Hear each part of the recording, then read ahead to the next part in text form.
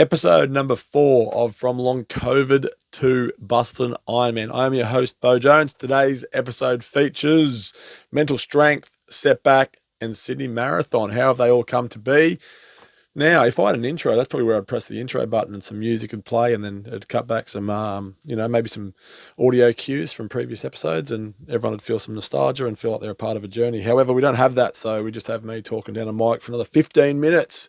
Hopefully that's okay. If you've stuck around from the first episode and you're enjoying them, thank you so much. It has been very encouraging to see the views, the comments all coming in. It's also great to see a few people have been training with my voice in their ears, helping them knock out their goals too, which is great to see. Now, this is my third take. Now, a little behind the scenes here, I film this and I try to do it all in one take to decrease the amount of times it takes to edit and publish and post, because I only have one day a week to do Bottle.It, to do the content, to do the turnaround, to do the emails, to do corporate speaking, booking, and a few other bits and pieces. So I try to minimize that as much as possible.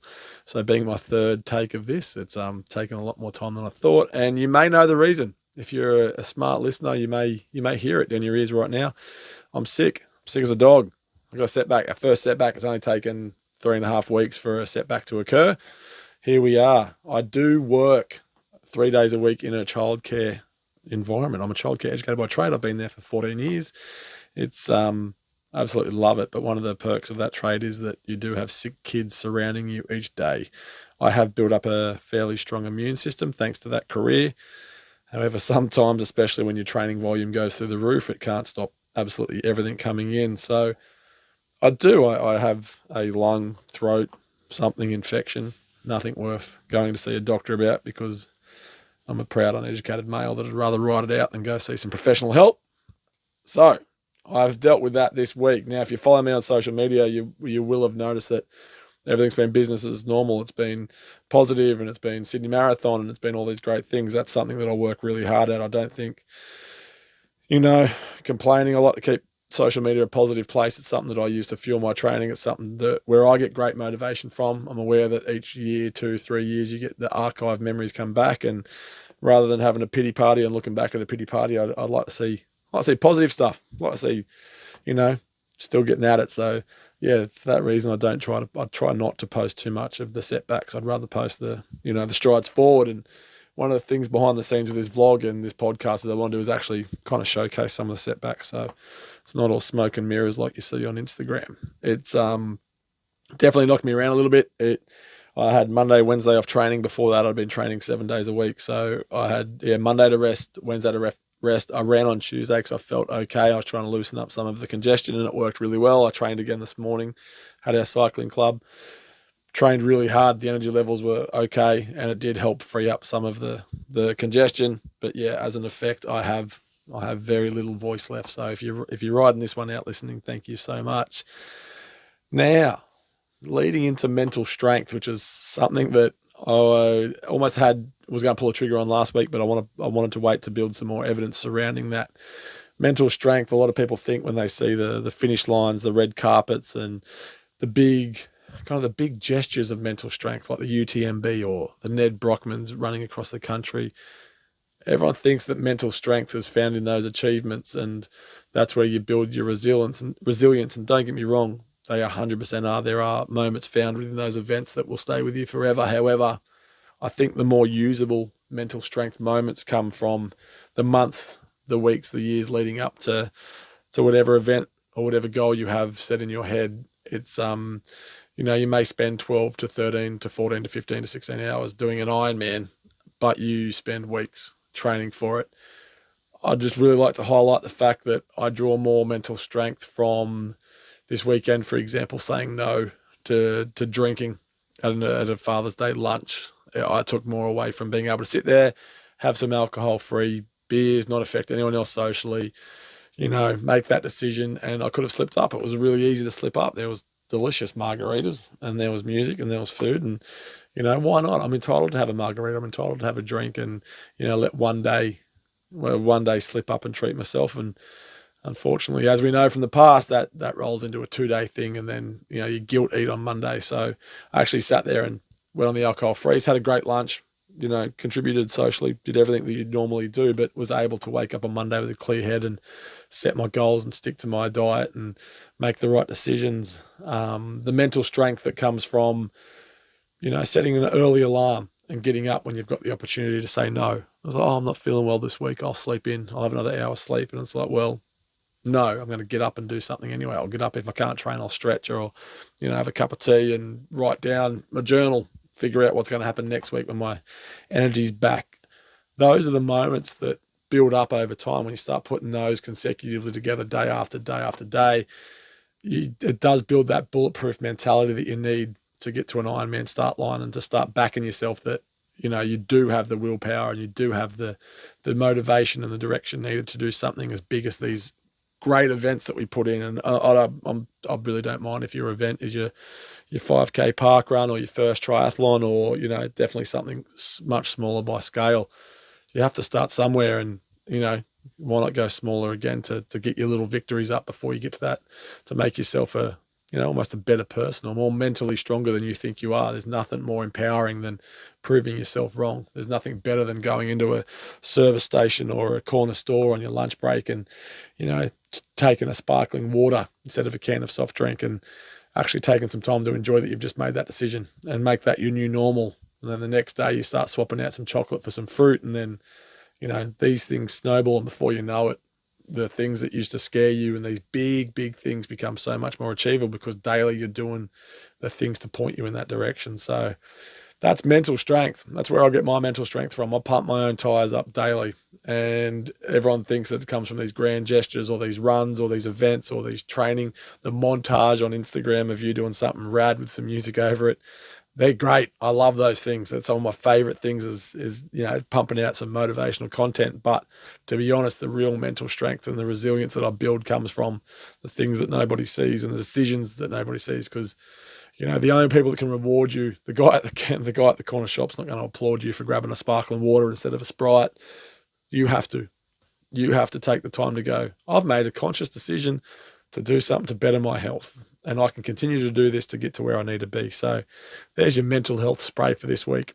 Start making the right smaller decisions, and the bigger ones will come as part of that process. So yeah, mental strength's great, but it starts really small, really, really small.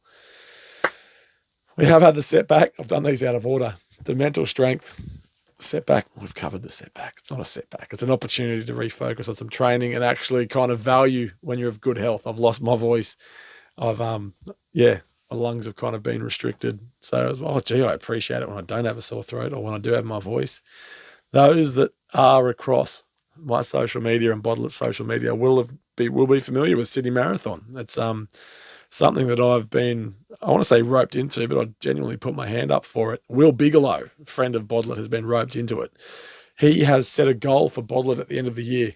I've teased it a little bit through some social media stories, but he's got a 48-hour challenge coming up at the end of the year as a big fundraiser for Bottle.It, and we're so very excited. This is something that Will's been pushing on us for the last 12 months, and we've kind of been a little bit dismissive and a little bit apprehensive about how it would work or how it would operate or how we could involve the community, and we've figured it out. We've dialed it in, and the generosity of this community that follow Bottle.It keep the lights on. They keep this content coming, and it's something that helped in the past with our sponsors and our membership drive.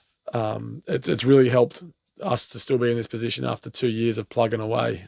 And this event coming up at the end of the year will do the exact same thing. It'll keep us. It'll actually set us up with product that will allow us a forecastable financial future. Jesus Christ, that's a big sentence. So we cannot wait for that. But as a part of that, he's been training the house down.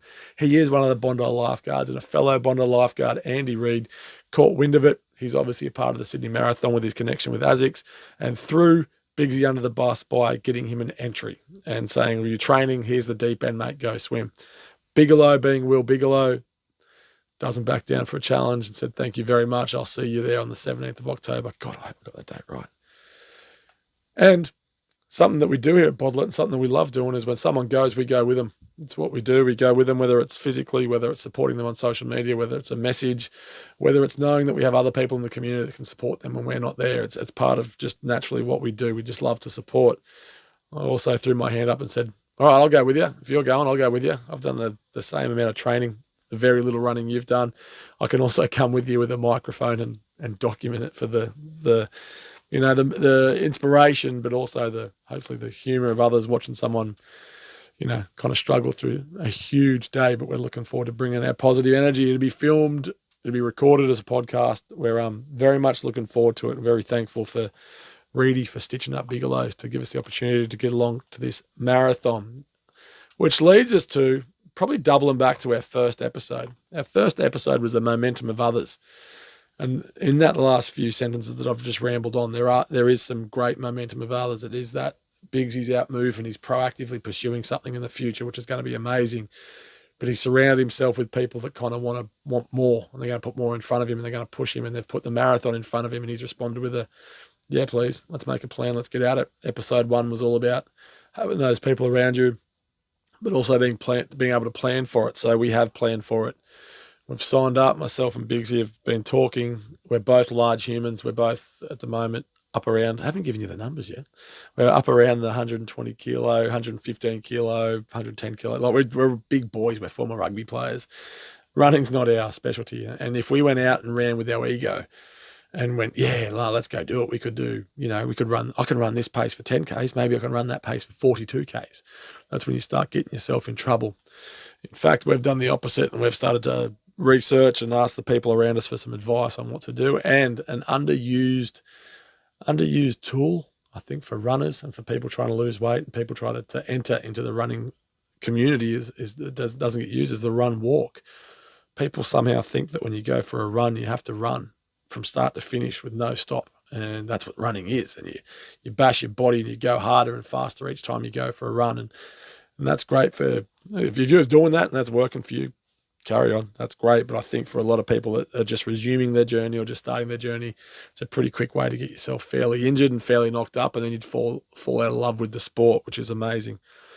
When you're trying to fall in love with something that can cause some body fatigue, why not make it easier on yourself and just go for a little run walk? We're doing it for a whole marathon. We plan on running 4 minutes at a comfortable pace, zone 2, maybe if we have to, zone 3, and then walking for 3 minutes to get that heart rate back down, to get whatever nutrition we need to get on board. And we're going to do that. Hopefully, it should only take 42 times of us doing that. We're going to be the first people in the history of a marathon to have a plan, to stick to a plan. And if we effectively execute this plan, we should get in just scrape under the 5-hour mark by my very poor math. That's what we're aiming for. We're being really realistic. We're not overreaching. We're just trying to set a goal and go for a run walk and have some fun and bring you guys along for the ride. Coming back to the momentum of others, episode 1, I spoke about Adsy Gordon helping me plan and process my way through COVID and ensure that I was doing it healthily. When I reached out to him for advice on, whether we should or shouldn't do this, his response was one of the best response and one of the great reminders of why it is so very important to have positive people, positive community people around you, and people that want you to do cool things because it's cool, and people that want you to want to be better and want to do more. So I'm going to attach that video right at the end of this just to give you a kind of an insight into what it's like when you have some cool people in your corner helping you out. Just to double back on today's episode, mental strength is found in the little things, not the big things. Setbacks aren't setbacks. They're just a reminder to change your perspective a little bit for as long as you have to until you're back. Sydney Marathon, we're coming. We can't wait. It's going to be the debut Bottle.It event for Will Bigelow, who's going to do something much bigger later in the year. The numbers, for anyone waiting, the feedback last week was amazing on the scale chat. Like the scale chat was just a bit of clickbait on Instagram to get you guys to hopefully click through and change your perspective on how you use your scales. But the support from people, the overwhelming support, hey, throw the scales out, or when I weigh myself, it does this, or I've lost this. It's just really cool to engage in a conversation with so many people about how they use the scales or what they've seen on the scales. It was also one of those really cool insights into something that I overlook as a large athlete. I think weight loss is something that only affects large people, and the body shaming thing and feeling guilty when you're at one end of the scale affects no one but big boys. And I didn't actually realize that there's a lot of skinnier, smaller athletes in the endurance community and running community that actually either struggle to keep weight on, or they'd love to be bigger, or the people that I've looked up to in my life as inspiration to lose weight, they still look in the mirror and they'd still love to be something that they're not. It's not something that discriminates, this body image thing or this goals of having different weights. So it was just a really cool eye-opener to see that it everybody on all ends of the scales and have that conversation that relationship needs to be healthy. And when it's healthy, it can be managed well and not kind of self-deprecating or harmful in a way that, you know, you end up hating yourself, because that's the last thing we want here at Bottle.It. You want to love yourself. You want to love the process, and, you know, you want it to become part of your daily life so naturally that, you know, it doesn't feel like work. It feels like something you get to do. Right. That's enough of a ramble. I've hit my 15-minute mark. Thank you so much for putting up with this absolute horseshit voice. I hope it hasn't been too unbearable. Episode 3, I think I've nailed it. I'm going to leave you with Adsy Gordon telling me why and how we should do Sydney Marathon. We can't wait to see you out there. We've got a long run this weekend with Bigelow, but thank you for listening. And as always, we'll see you in the comments. We'll see you in the likes. Thanks again. See you guys. Top of the morning to you, mate. So let's reframe the marathon, because you're not really running a marathon. You're going to walk it because you're probably not fit enough. So let's call the marathon day a great activity day of exercise with community members doing things that they love to do with gratitude because they're able to do it. So we're not running the marathon. We're going to do some activity for the morning on a Sunday morning with some like-minded people that froth the shit out of doing things that are completely mad but completely satisfying, all in the same thing. So yeah, do it. Why not? Run, walk. It's been done before. Yours truly actually ran a 250 marathon off the bike doing run, walk. Gotta want it. Have a great day. Cheers.